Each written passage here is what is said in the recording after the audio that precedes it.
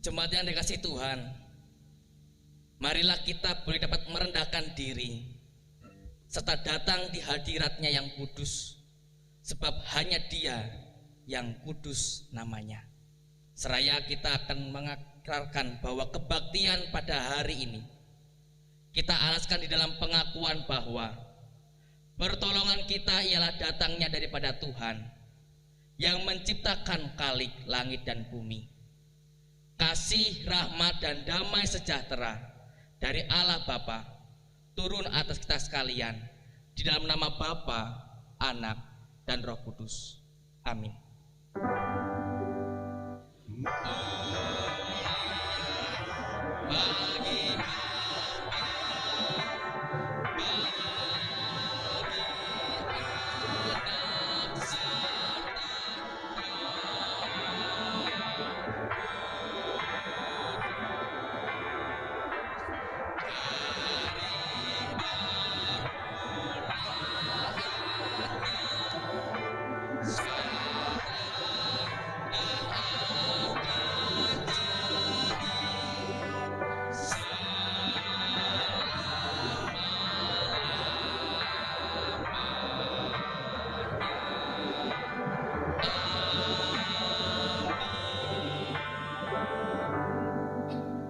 Demikian sabda firman Tuhan. Tiap-tiap orang yang turut mengambil bagian dalam pertandingan menguasai dirinya dalam segala hal. Mereka berbuat demikian untuk memperoleh suatu mahkota yang fana, tetapi kita untuk memperoleh suatu mahkota yang abadi. Amin, amin, amin.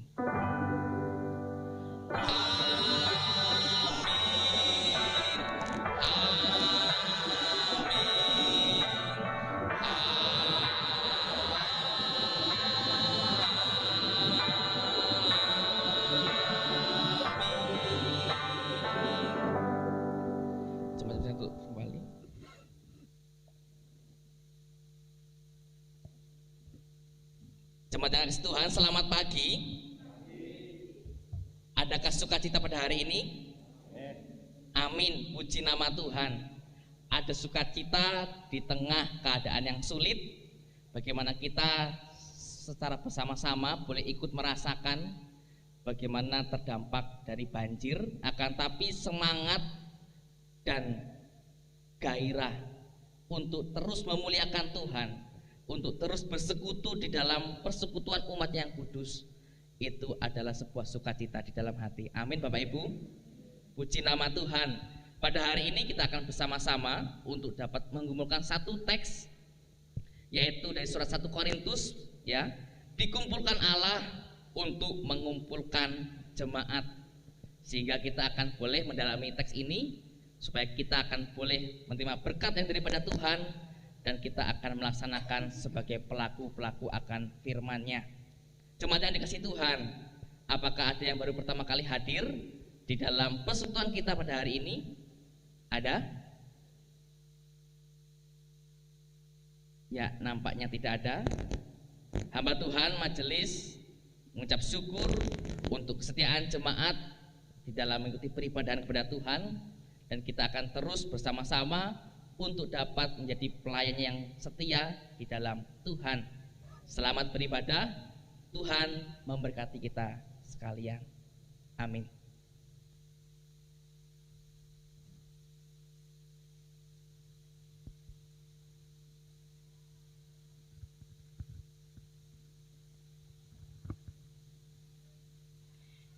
Shalom. Kurang semangat ya. Shalom. Shalom. Puji nama Tuhan. Tuhan itu memang luar biasa. Tuhan itu baik kepada kita. Setelah beberapa hari kita diberikan hujan yang luar biasa, hari ini Tuhan memberikan mentari yang indah sekali. Kita bisa menikmati pagi hari ini dengan sukacita. Kita bisa menyembah, kita bisa memuliakan nama Tuhan di tempat ini, di gereja Tuhan. Bapak Ibu, saya mohon untuk bangkit berdiri. Kita akan berikan salam kepada saudara-saudara kita. Kita mau katakan, badai pasti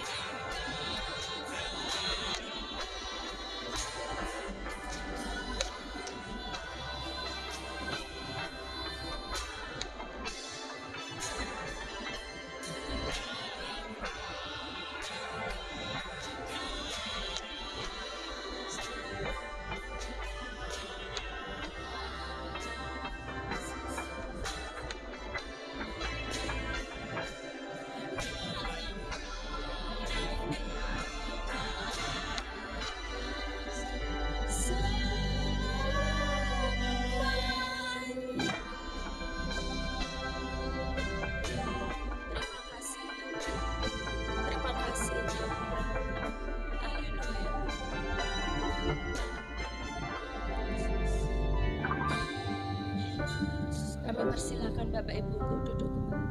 Kami mengundang petugas doa syafaat.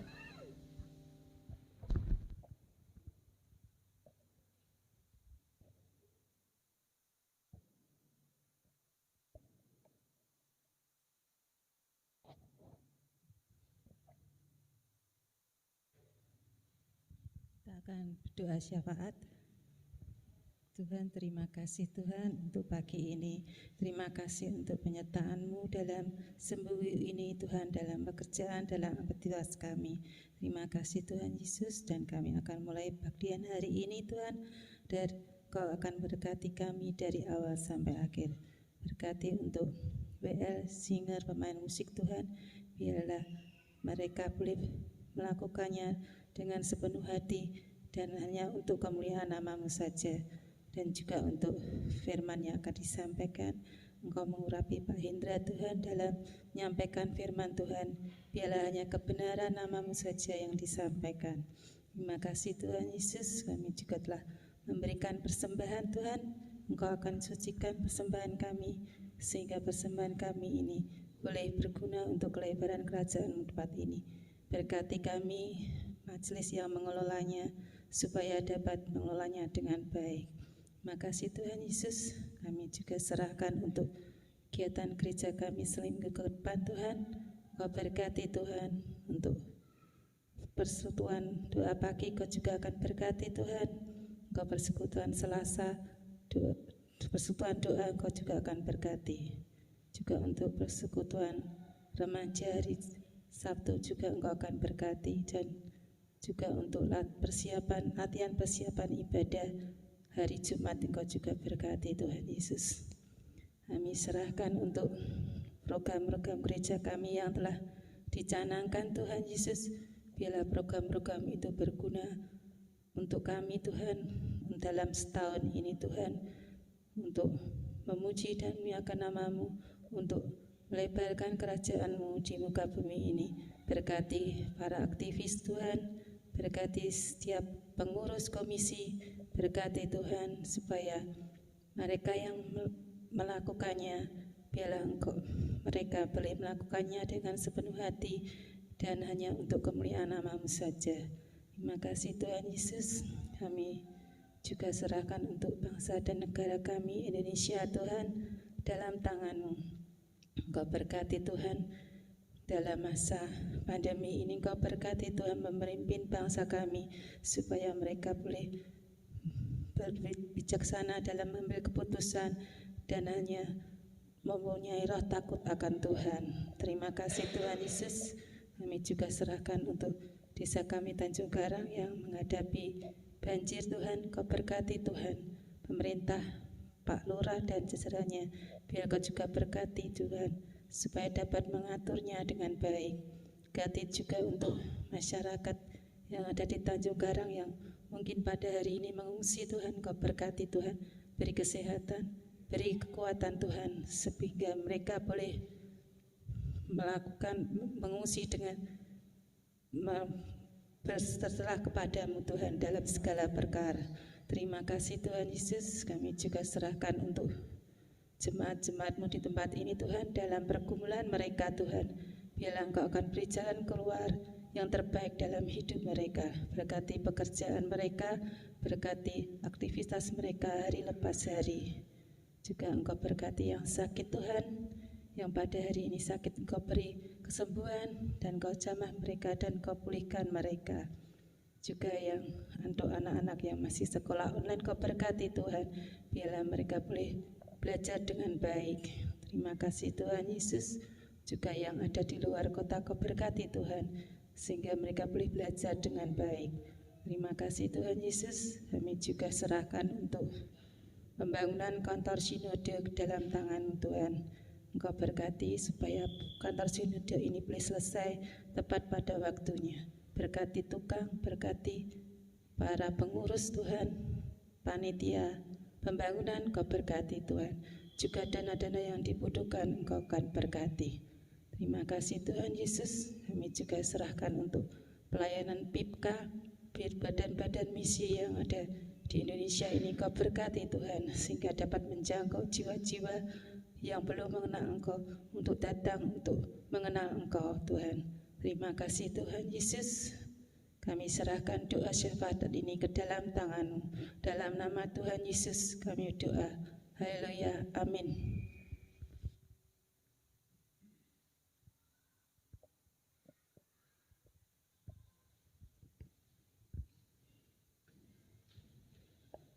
Bapak Ibu Saudara, Tuhan selalu ada untuk kita. Dimanapun kita berada, di setiap musim apapun, Tuhan selalu ada untuk kita. Tuhan selalu menyertai kita. Seperti pagi hari ini, meskipun banjir, meskipun banyak air di mana-mana, Tuhan tetap memberikan yang terbaik untuk kita. Tuhan menganugerahkan sinar matahari yang indah di pagi hari ini untuk kita nikmati, untuk kita bisa berangkat ke gereja untuk memuji dan memuliakan nama Tuhan.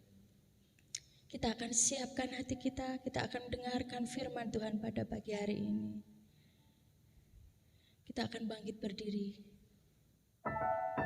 Kau ada di setiap musim kehidupanku. Haleluya Tuhan.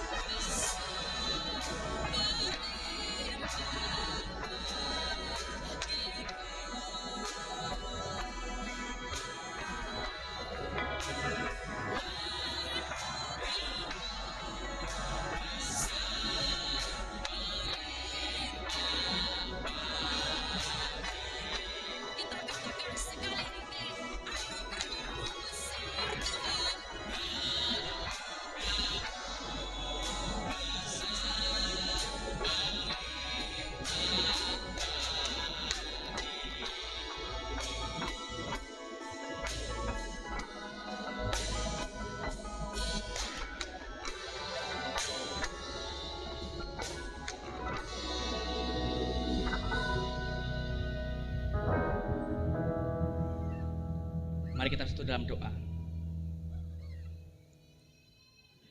Sungguh benar Tuhan bahwa anugerah-Mu besar bagi kami. Anugerah kehidupan, anugerah kesehatan, terus Tuhan limpahkan kepada kami, sehingga kami boleh dapat Engkau kumpulkan di tempat ini sebagai umat-Mu yang kudus, umat-Mu yang setia di dalam menyerahkan hidupnya untuk Tuhan. Dan kami saat ini waktunya bagi kami untuk mendengar akan sabda firman-Mu. Maka firman-Mu yang hidup itu Tuhan, biarlah kami boleh dapat dengar dengan iman kami, dengan batin kami, sebab batin kami sudah Engkau siapkan untuk boleh dapat menerima benih-benih akan firman-Mu. Benih yang tumbuh dalam hati kami akan boleh tumbuh berakar, dan itu pun berbuah manis, dan manisnya boleh dapat dirasakan oleh banyak orang. Terima kasih Tuhan, terima kasih. Pimpin kami, sertai kami, sehingga seluruh hidup kami boleh arahkan untuk kemuliaan bagi nama Tuhan. Terima kasih ya Tuhan, terima kasih. Di dalam nama Tuhan Yesus kami telah berdoa dan mengucap syukur. Amin.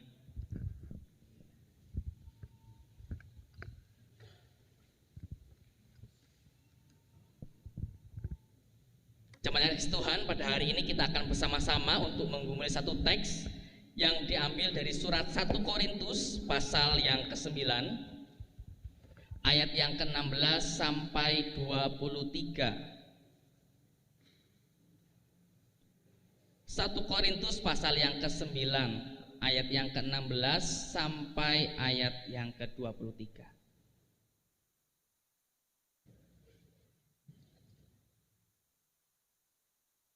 Saya membaca ayat yang genap, kemudian akan direspon Bapak Ibu dengan ayat yang ganjil. 1 Korintus pasal yang ke-9 ayat yang ke-16 sampai 23. Demikian sabda akan firman Tuhan.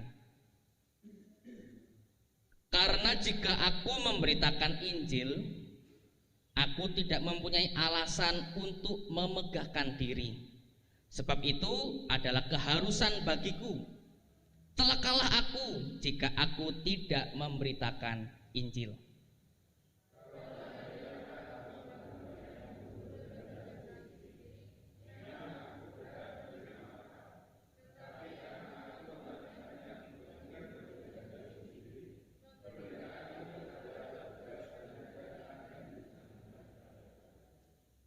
Kalau demikian, apakah upahku? Upahku ialah ini, bahwa aku boleh memberitakan Injil tanpa upah, dan bahwa aku tidak mempergunakan hakku sebagai pemberita Injil.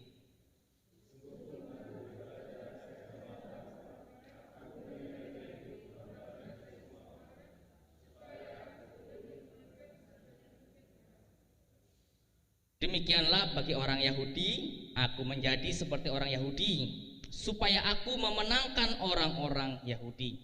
Bagi orang-orang yang hidup di bawah hukum Taurat, aku menjadi seperti orang yang hidup di bawah hukum Taurat. Sekalipun aku sendiri tidak hidup di bawah hukum Taurat, supaya aku dapat memenangkan mereka yang hidup di bawah hukum Taurat.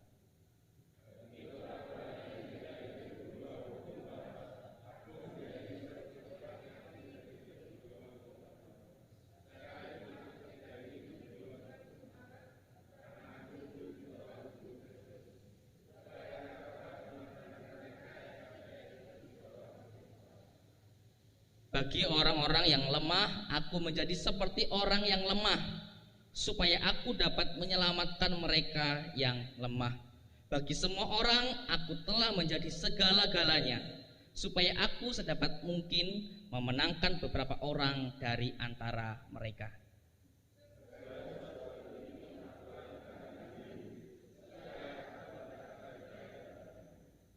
Amin. Berbagi setiap kita yang membaca, merenungkan, dan melakukannya dalam kehidupan hari lepas hari. Dikumpulkan Allah untuk mengumpulkan jemaat. Jemaat yang dikasihi Tuhan, pada hari ini kita pun sama-sama boleh merasakan sebuah fenomena yang tentunya ini adalah sebuah hal yang biasa, fenomena alam. Akan tapi kita toh merasakannya secara bersama-sama. sama.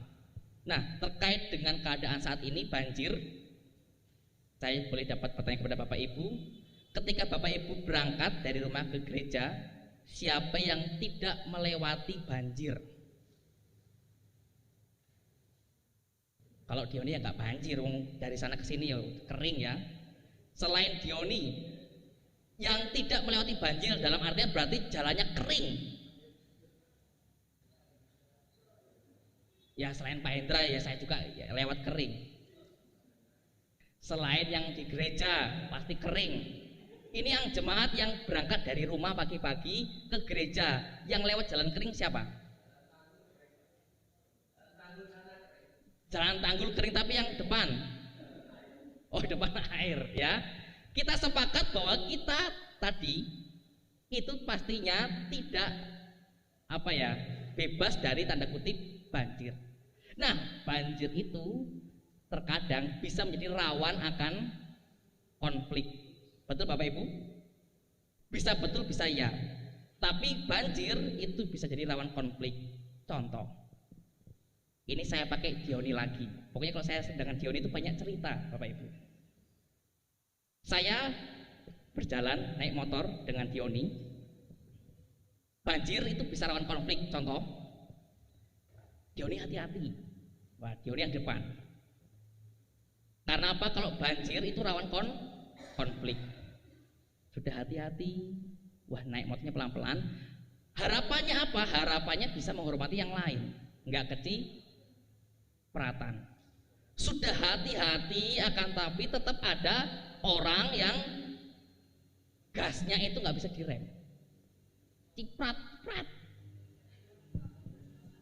Apa yang pertama kali dilontarkan kami berdua? Sudah hati-hati. Oh, bukan gini. Ya gas ya, hati-hati gas. Itu nikmatnya bukan main Bapak Ibu. Ya toh, kalau ada genangan jendung gitu toh. Sudah hati-hati. Tapi dari lawan, wah, brus. Ciprat. Apa yang pertama kali dikatakan?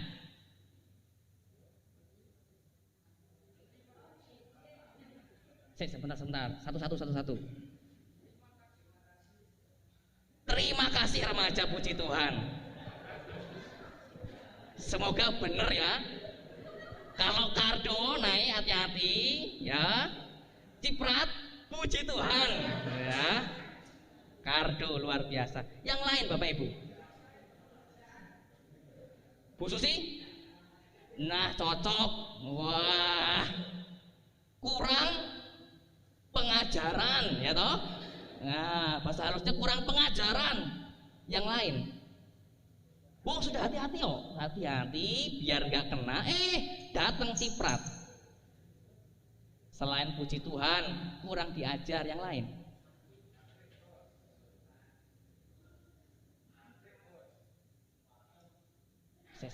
aku nggak mudeng nih. Gimana? Bahkan seringkali binatang-binatang yang ada di kebun binatang itu dipanggil semua, betul nggak Bapak Ibu? Ya, selain binatang, anggota tubuh, wah jari-jari juga main. Kalau puji Tuhan, wah jempol yang diangkat. Ya, tapi kalau sudah terlalu emosinya terbakar, kadang jari yang paling tinggi itu yang diangkat.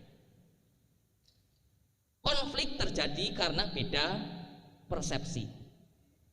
Harapannya ya berarti orang lain ketika aku boleh jalan-jalan dengan hati-hati, ya orang lain juga hati-hati dong. Konflik terjadi ketika perbedaan konsep. Nah, padahal kalau konsep itu ditemukan pasti tidak konflik.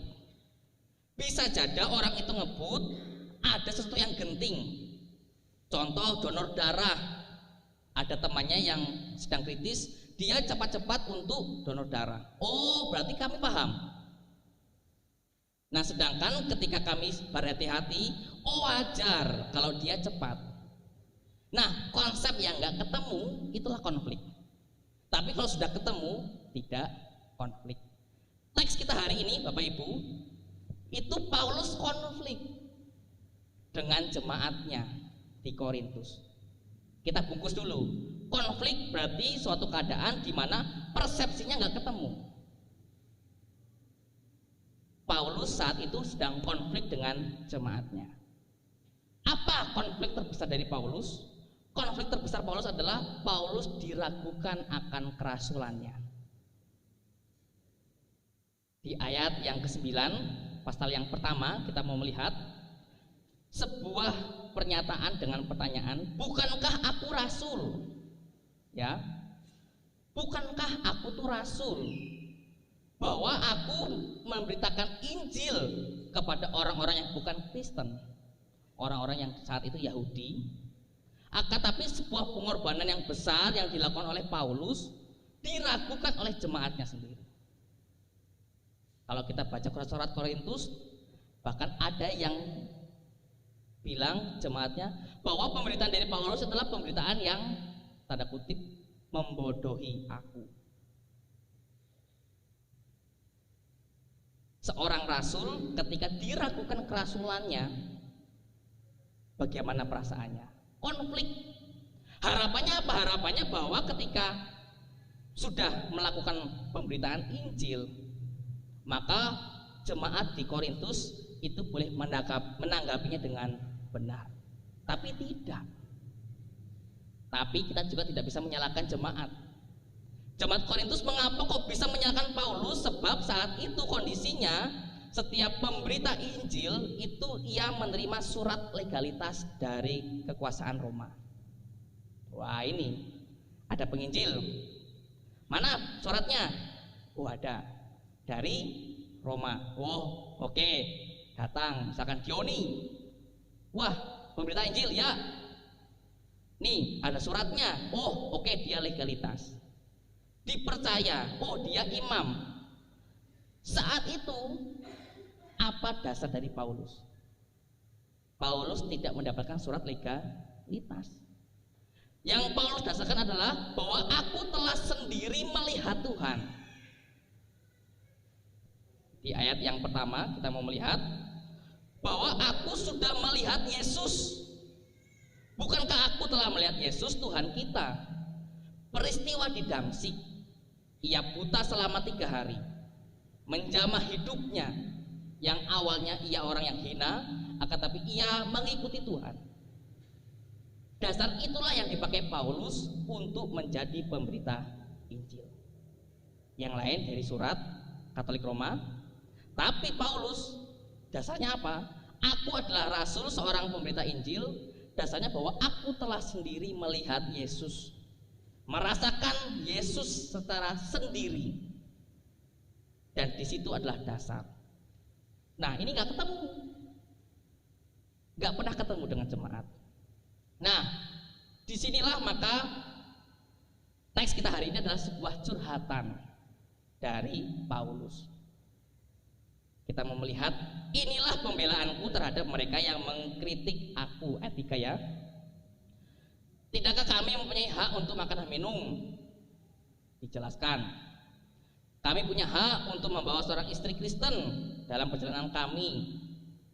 Kemudian, siapakah yang pernah turut dalam peperangan atas biaya sendiri? Bahwa sejatinya kalau ia perang pasti tidak sendirian. Kemudian di sini dikatakan, siapakah yang menanami kebun anggur tetapi tidak memakan buahnya? Sebuah ucapan ya, sebuah curhatan Paulus kepada setiap jemaatnya. Jadi jika kami telah menaburkan benih rohani bagi kamu, berlebih-lebihankah kalau kami menuai hasil duniawi daripada kamu? Dan yang menariknya di sini di ayat yang ke-15, tetapi aku tidak pernah mempergunakan satupun dari hak-hak itu. Konflik tadi toh? Konflik. Lawannya Paulus adalah pemberita-pemberita Injil lainnya. Bagaimana untuk dapat meyakinkan dengan jemaat? Tetapi aku tidak pernah menggunakan satupun dari hak-hak itu. Hak-hak yang sudah dikatakan di atas. Aku tidak menulis semuanya ini supaya aku pun diperlakukan juga demikian. Bukan berarti kalau Paulus mengatakan ini, surat ini, langsung jemaat luluh, oh ya wes tak kasihlah hak-haknya Paulus. Tidak. Yang luar biasanya, sebab aku lebih suka mati daripada, tidak terkatakan sini, sungguh kemegahanku tidak dapat ditiadakan siapapun juga. Kemegahan seorang pemberita Injil adalah bukan seberapa besar haknya yang diterima. Akan tapi yang menariknya di sini Paulus, karena jika aku memberitakan Injil, aku tidak mempunyai alasan untuk memegahkan diri. Sebab itu adalah keharusan bagiku. Celakalah aku jika aku tidak memberitakan Injil. Sebuah komunitas Kristen adalah komunitas yang dimana kita tentu sudah paham, gereja bukanlah sebuah gedungnya, akan tapi adalah orang-orang yang tunduk dan setia di dalam Kristus. Maka setiap orang yang sudah dikumpulkan oleh Allah sebagai persekutuan yang kudus yang setia, eksklesia, dia dipanggil keluar dari dunia yang lama menuju ke sebuah komitmen hidup yang baru. Itulah gereja. Maka komitmennya adalah bahwa ketika sudah menceburkan diri di dalam suatu status sebagai pengikut Kristus, Paulus mengatakan, dengan demikian hidupku adalah untuk memberitakan Injil. Celakalah aku. Siapa yang celaka? Paulus yang adalah statusnya pengikut Kristus, akan tapi tidak mencerminkan atau menyuarakan akan Kristus. Celaka. Maka kecelakaan di sini itu bukan berarti bahwa aku mendapatkan sebuah namanya tekanan dari banyak orang. Aku diragukan akan kerasulannya. Mungkin saat itu sangat mungkin sekali bahwa rival-rival Paulus adalah orang-orang yang memusuhinya, mengkambing dombakan jemaat dengan Paulus. Itu bukan celaka. Celakanya bahwa ketika aku hidup sebagai pengikut Kristus, celakalah kalau aku tidak memberitakan Injil. Maka dengan demikian bahwa sebagai pengikut Kristus yang sudah mengalami akan pengalaman dengan Kristus, maka aku akan memberitakan Injil. Itu yang pertama Bapak Ibu. Dengan demikian sebagai komunitas yang sudah dikumpulkan Allah, maka kita adalah orang-orang yang diutus mengerjakan pekerjaan Injilnya. Beritakan Injil itu di dalam kehidupan hari lepas hari. Bagaimana cara memberitakannya? Tentu tidak hanya sekedar visual. Bahwa memberitakan Injil dapat dilakukan melalui sikap hidup hari lepas hari. Kapan itu? Tidak hanya sekedar hari Minggu, Senin, Selasa. Setiap hari adalah pengikut Kristus. Maka ketika setiap hari pengikut Kristus adalah setiap hari aku akan memberitakan Injil. Apapun kondisinya, apapun situasinya, suasananya. Tadi ilustrasi di atas, mau suasananya ketika mendapat suatu peristiwa yang gak enak, kecipratan, banjir, situasinya sulit, panas terik kering, tidak ada alasan untuk kita tidak memberitakan Injil. Celakalah aku ketika aku berrelasi dengan banyak orang, dimanapun kita berada, tidak memberitakan Injil. Itu yang pertama. Yang kedua, jemaat Tuhan, lalu ketika kita sudah dapat mengetahui apa tugas dan fungsi tanggung jawab kita sebagai pengikut Kristus, kita mau masuk lebih dalam lagi. Apa sih motivasi Paulus? Motivasi Paulus kok tidak ada, dia tuh orang yang kok wanita teman ya wong kuwi ya. Yang lain tidak ada yang seberani dengan seperti yang Paulus. Tadi dikatakan bahwa sungguh kemegahanku tidak dapat ditiadakan siapapun juga. Nggak bisa menandingi semua orang. Maka orang kalau melihat, kok wani temen, Paulus. Motivasi dasarnya apa? Kita mau melihat lebih dalam lagi ayat yang ke-17. Andai kata aku melakukannya menurut kehendakku sendiri, memang aku berhak menerima upah. Tetapi karena aku melakukannya bukan menurut kehendakku sendiri, bukan aku yang melakukannya, bukan karena usahaku, bukan karena energiku, aku bisa memberitakan Injil. Pemberitaan itu adalah tugas penyelenggaraan yang ditanggungkan kepadaku. Peristiwa ketika Tuhan menjamah Paulus dalam hatinya sendiri, mengubahkan Paulus, bahwa Paulus ingin menekankan bahwa apakah upahku? Dikatakan di sini, upahku adalah ketika bisa melakukan, memberitakan Injil tanpa upah, dan aku tidak mempergunakan hakku sebagai pemberita Injil. Nah, menarik Bapak Ibu. Kenapa kok Paulus mengatakan hal ini tadi? Konteksnya demikian, sedang konflik. Ketika Paulus sebagai rasul itu punya hak-hak tentang kecukupan ya, kebutuhan makan minum itu ditanggung oleh jemaat. Kenapa Korintus tadi kok aku nggak memakai satupun hakku? Sebab konflik tadi dengan jemaat. Nah, beda dengan kalau kita baca di Filipi. Paulus ketika di Filipi itu adalah ia dengan komunitasnya itu melakukan persembahan akan untuk pelayanan gereja. Nah, kita mau lihat upahku apa? Upahku adalah ketika aku bisa memberitakan Injil. Upahku bukanlah upah yang sekedar duniawi. Bagi Paulus, yang menggerakkan dia bisa kuat, militan, dan tegak di dalam memberitakan Injil, sebab aku sudah menerima upah. Bahwa ketika Tuhan menjamah aku di kota Damsik, peristiwa merasakan Tuhan, peristiwa menyelami Tuhan, yang menggerakkan hatinya ikut turut melebur sebagai pelayan-pelayan Tuhan. Dan dia kuat di sana. Aku tidak diberikan upah, akan tapi upahku adalah ketika aku dengan bebas. Dikatakan di sini tadi, dengan bebas aku memberitakan Injil. Menarik Bapak Ibu, kita akan gali dengan kata bebas. Saat itu terjadi sebuah tentu ajaran macam-macam. Ada ajarannya Paulus, terus ajaran yang khotbah yang satu dengan khotbah yang lain, ajarannya macam-macam. Salah satu yang terkenal itu adalah filsafat Stoa. Filsafat Stoa menekankan bahwa kebebasan seseorang itu dapat ditandai dengan tanda kutip adalah bebas itu se-free-free-nya.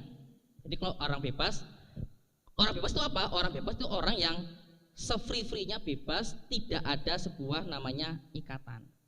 Maka yang ekstrimnya filsafat Stoa berarti orang yang mengandung persepsi yang demikian, aku bebas, tidak dipengaruhi dengan orang lain.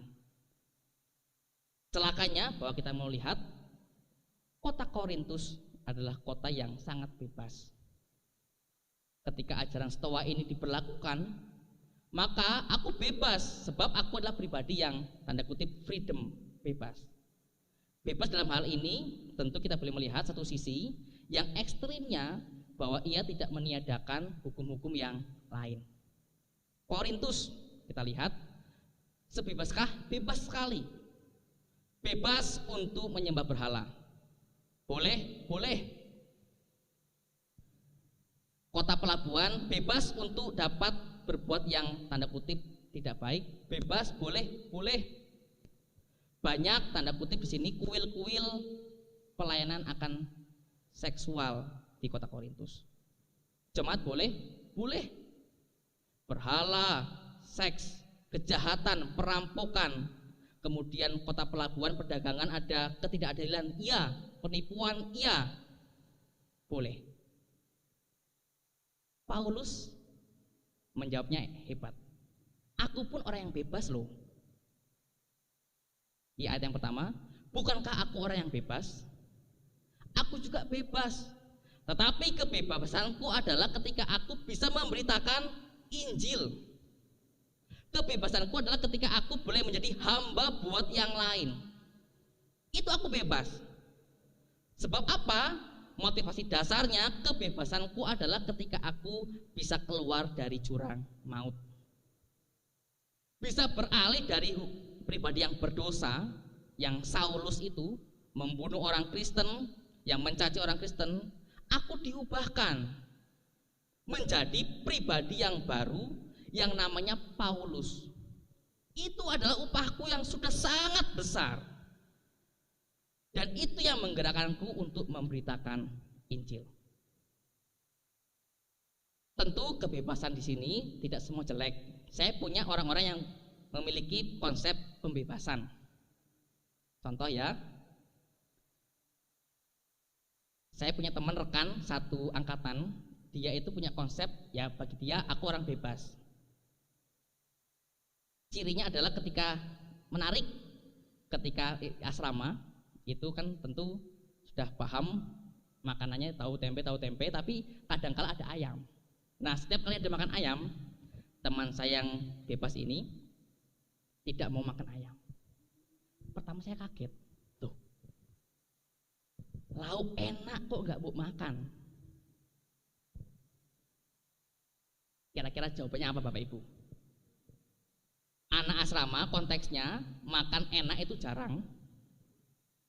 Dikasih makan ayam, pastinya wah aku seneng nih makan ayam. Asrama itu ketika menunya ayam pasti sangat diminati. Tapi teman saya nih yang mengandung aku orang bebas, dia tidak makan ayam. Apa dasarnya kira-kira Bapak Ibu? Lapar, sudah ada ayam, tapi ayam ini, mau ayam enggak? Dia nggak makan ayam, alasannya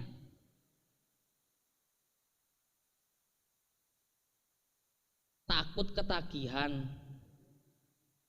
Ya oke, tampung dulu.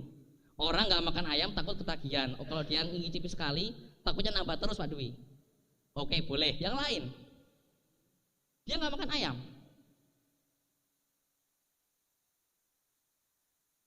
Memang nggak suka. Oke, alasan yang juga logis ya. Dia nggak makan ayam. Oh, aku udah suka ayam ya. Yang lain, kenapa kok? Oh, ini ayam tuh enak. Oh, saya kalau dikasih makan ayam mau senang. Tapi ini teman saya nggak mau. Teman saya menjawab, aku tidak tega makan ayam karena aku melihat saudara-saudaraku yang di luar tidak bisa makan ayam.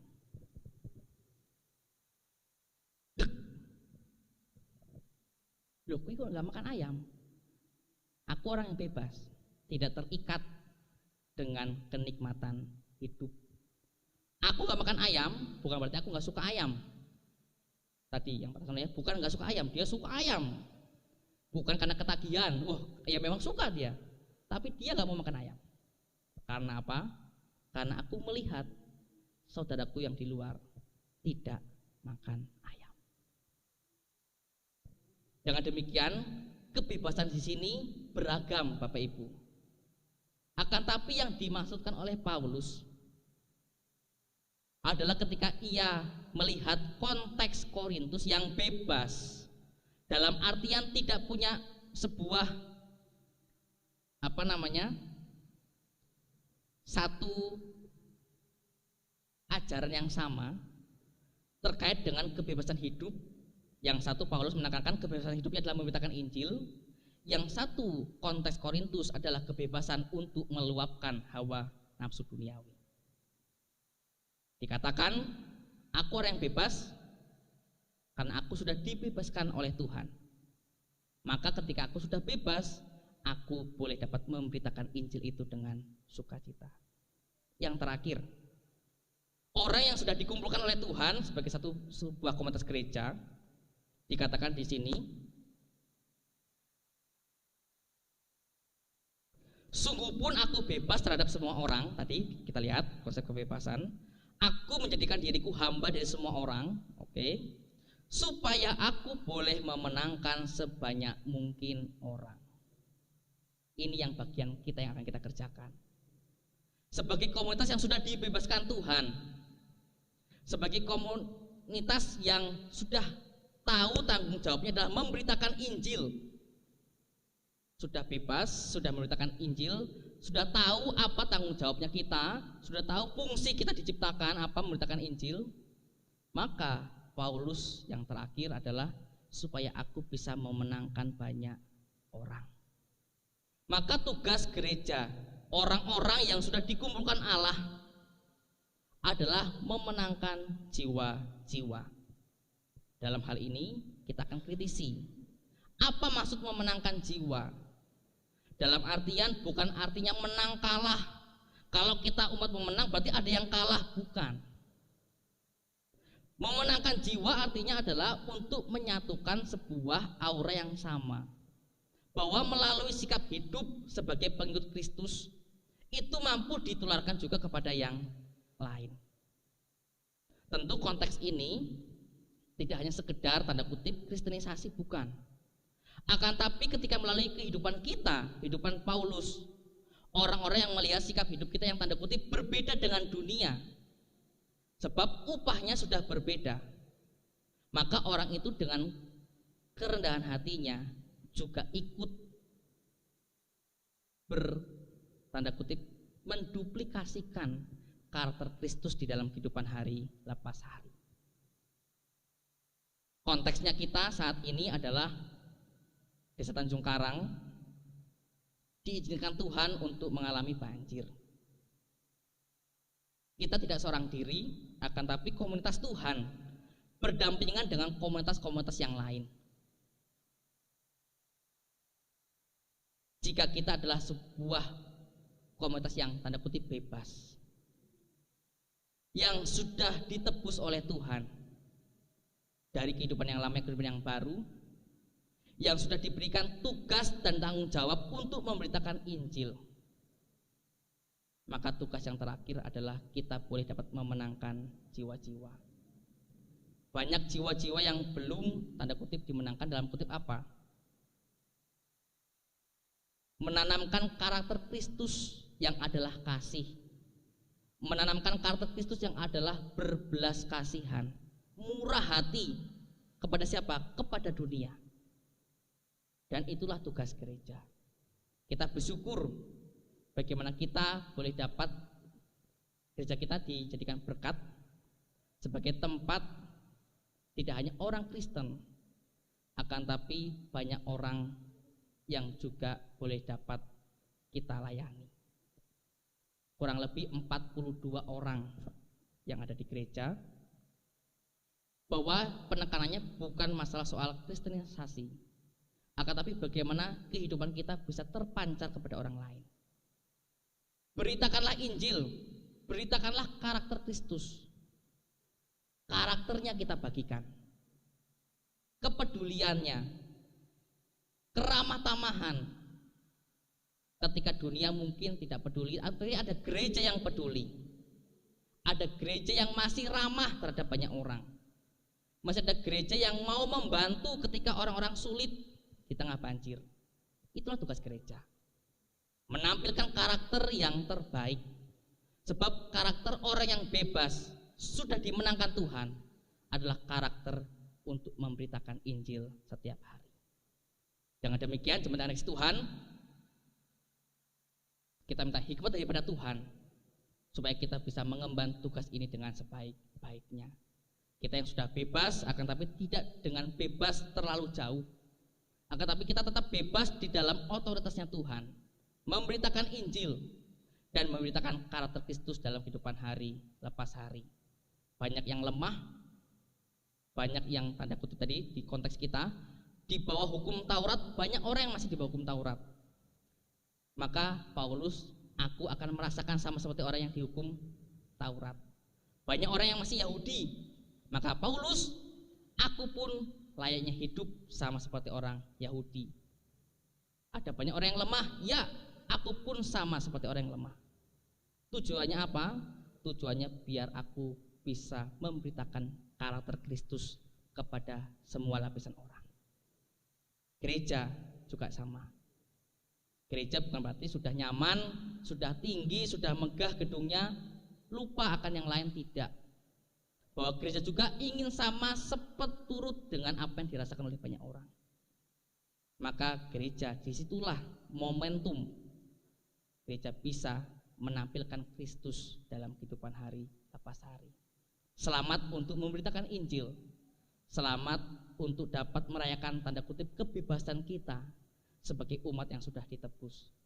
Sebarkanlah karakter Kristus setiap harinya, dan banyak orang akan juga sama dimenangkan. Dimenangkan sebab mereka bisa mengenal karakter Kristus dalam kehidupan hari lepas hari. Amin. Mari kita berdoa.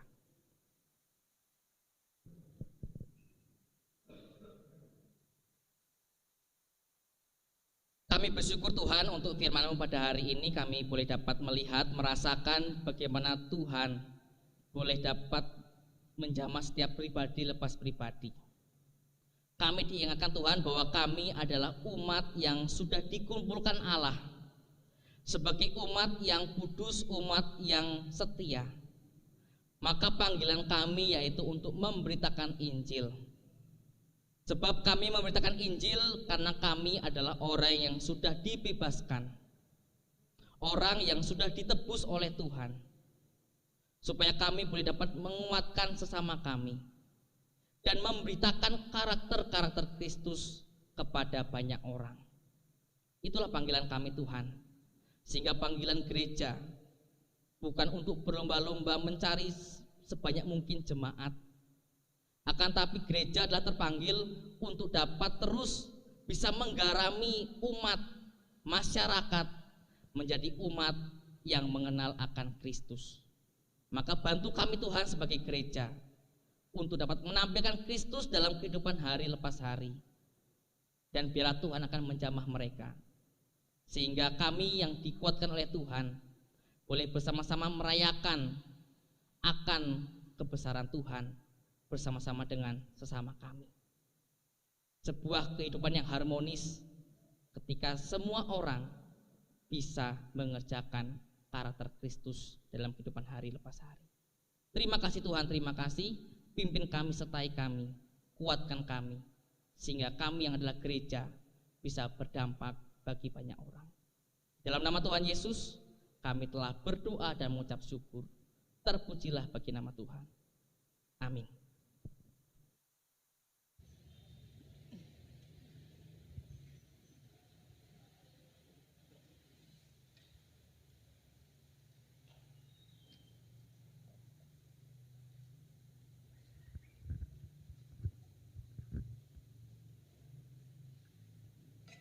Kami mengundang untuk yang bertugas warta jemaat.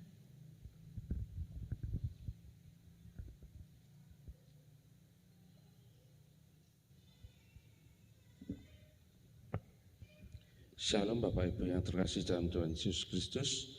Pertama-tama kami atas nama jemaat dan majelis GKM Tanjung Karang mengucapkan terima kasih kepada Pak Indra yang sudah menyampaikan firman Tuhan pada pagi hari ini. Dan biarlah itu boleh menguatkan kita untuk kita tetap kerjakan bagian kita, memberitakan Injil dengan apa dan situasi apapun juga, tetap dengan sukacita. Saya akan bacakan warta jemaat GKM Tanjung Karang. Ibadah raya Minggu tanggal 14 Februari 2021 akan dilayani oleh Bapak Heru Himawan. Pada hari Selasa tanggal 9 Februari akan diadakan persekutuan doa jam 6:30 bertempat di gereja. Persekutuan Yosua Yud akan dilaksanakan tanggal hari Sabtu tanggal 13 Februari jam 6:30 bertempat di gereja.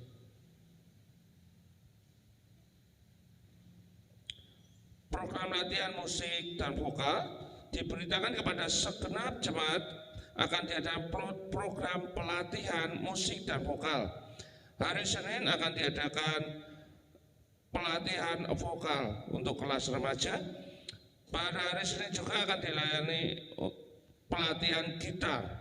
Pada hari Selasa akan diadakan pelatihan untuk keyboard. Pada hari Rabu akan diadakan pelatihan keyboard untuk KSM. Dan juga dilanjutkan untuk pelatihan gitar KSM. Akan diadakan pelayanan penyerahan anak pada bulan Maret 2021 akan dilayani oleh Bapak Heru Himawan. Bagi setiap jemaat yang ingin menyerahkan anaknya di hadapan Tuhan akan dapat menghubungi majelis atau hamba Tuhan. Laporan kas pembangunan tanggal 6 Januari 2021 dengan total pengeluaran 4.124.289.524 dan kita masih mempunyai dana talangan dari jemaat 1.360.000.000. Diberitahukan kepada setiap jemaat akan dibuka kelas katekisasi baptis. Bagi anggota jemaat yang belum dibaptis dapat mendaftarkan diri kepada hamba Tuhan atau majelis jemaat. Pelayanan katekisasi baptis akan dilakukan Februari 2021. Laporan ibadah raya tanggal 31 Januari 2021 jumlah yang hadir 116 jemaat, total persembahan 6.625.000. Sekian warta jemaat pada pagi hari ini. Tuhan Yesus memberkati.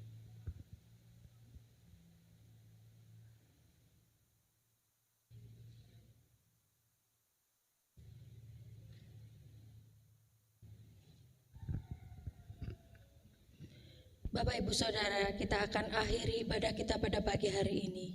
Kita akan pulang ke rumah kita masing-masing dengan membawa berkat-berkat yang sudah Tuhan berikan kepada kita di hari ini.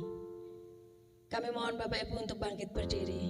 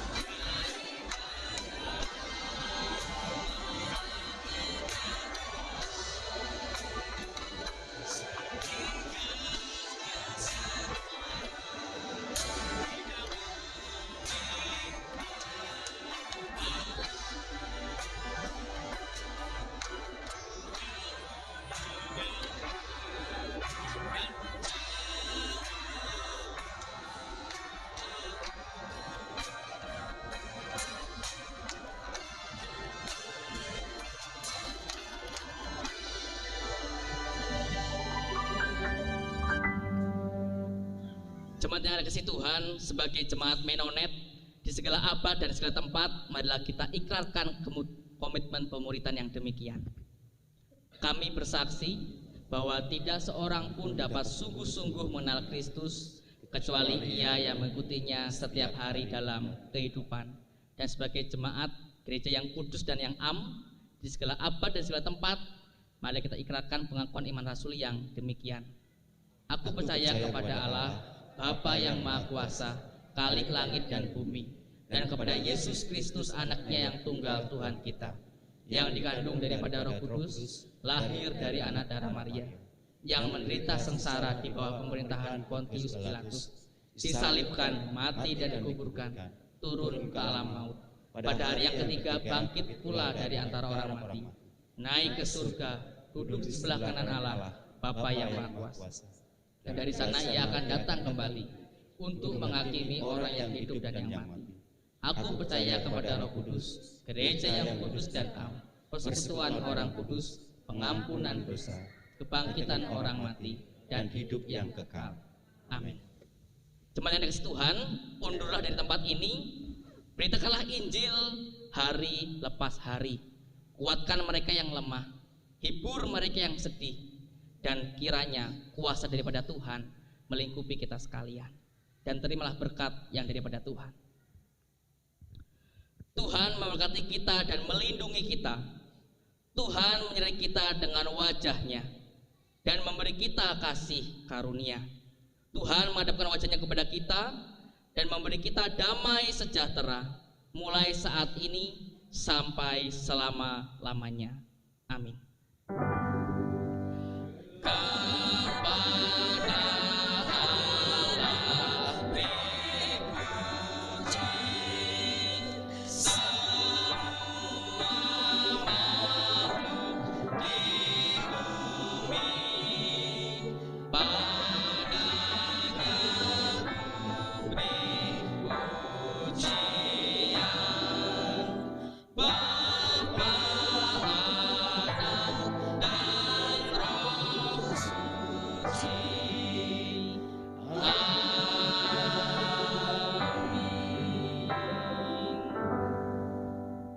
Satu duduk kita sekalian.